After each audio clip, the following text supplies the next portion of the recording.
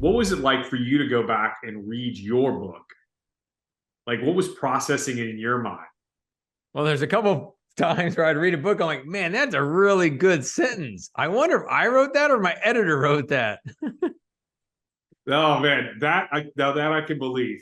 Like, Because there's a couple parts. I would just, I mean, it's my own book, right? I wrote the book. And there's times I'm reading, I'm like, I forgot about that. hmm, And I think a big piece of that is, there's power in reflection. There's power in us reviewing our week. There's mm-hmm. power in us reviewing our month, our quarter, sitting down and doing some reflection because we forget what happens. And even reading that book, I forgot things that I wrote, things that I said, just because we're always moving. So, there's power in reflection, right? Revelation comes from reflections. And so it's just that overall encouragement to make sure as leaders we're slowing down, even means reading a book again or reflecting. I remember hearing a quote, what's better to read 100 books or to read 10 of the best books 10 times? And I they 10. thought 10 books 10 times. And I think that'd be powerful to do that. Instead, I'm one of those that just keeps bouncing from book to book, trying to find that new silver bullet. Mm-hmm. Well, what's funny is just that small paragraph that I read. That was not in some of my original notes that I made in the book when I read it. And even this morning, I wasn't sure what I was going to read. I had notes through it, and I ran across this page again, and I read that paragraph, and I got to the last part. Thinking about how you can serve others instead of the other way around, and it just jumped off the page at me because as a coach, a lot of times when I work with a client and I'm talking about, hey, knowing who you are, you're understanding your vision statement, or you're really answering that question, what is my purpose? I always go back to, hey, you need to ask yourself the question, who am I supposed to serve? Mm-hmm. And so when I read it, it was like, hey, and it's like, so now it's highlighted, it's underlined, it's Look at got that. That a is page tab good. on it. So it'll be one of these that, without a doubt, I'm sure I will share with many to come. But anyway, I want to make sure that we spend some time here letting the guests kind of get to know you and your story about where you came from, how this all started. I mean, you have had an amazing career. Um, you know, you have, you've worked in corporate America for over 20 years. You're a speaker and coach. You have your own business, podcast, a successful podcaster, amazing marriage, family. So you have all these things and you've done all these things, but it all started somewhere. So I think that that's really the best place for us to start, is kind of really start telling your story of Cory, so that as guests and people get this book and read it and learn more about you and work with you, they kind of go, hey man, that's why I want to work with Cory. That's who he is. And I relate with that, and I resonate with this guy.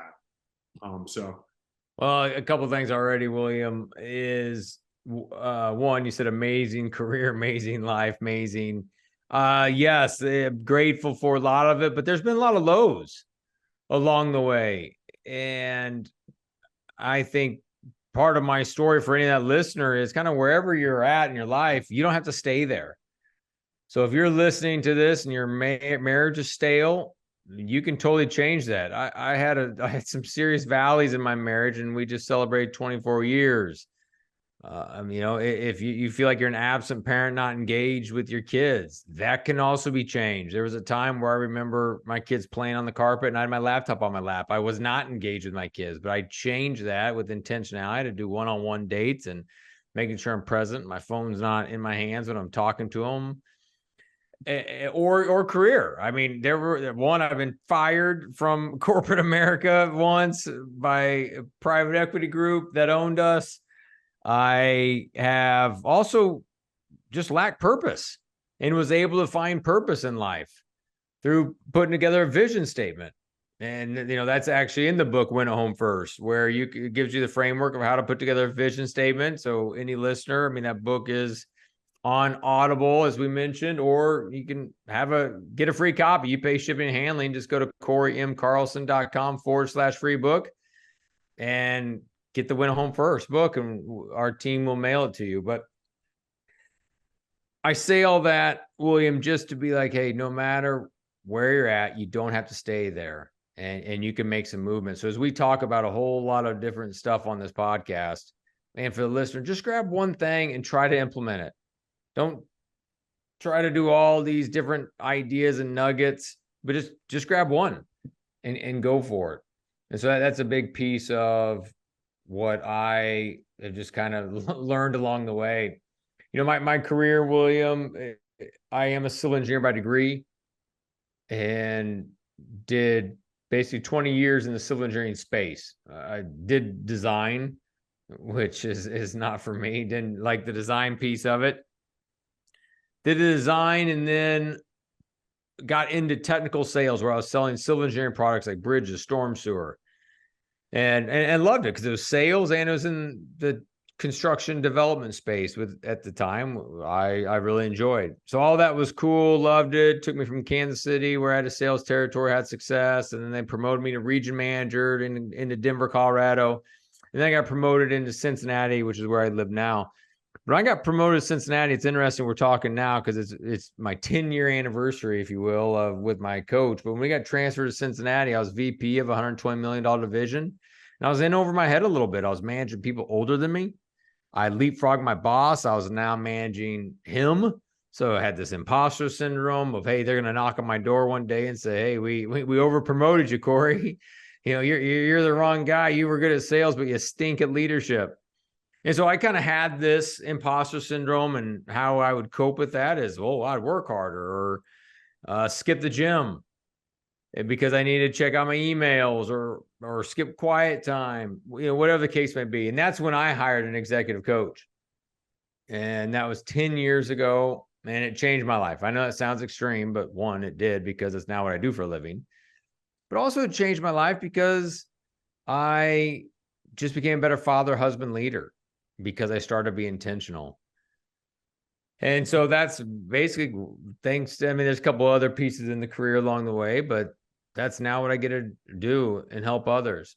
And William, I think what's really cool about what you just did is you are a coach, but yet in that sentence that stood out to you the most was how to serve others.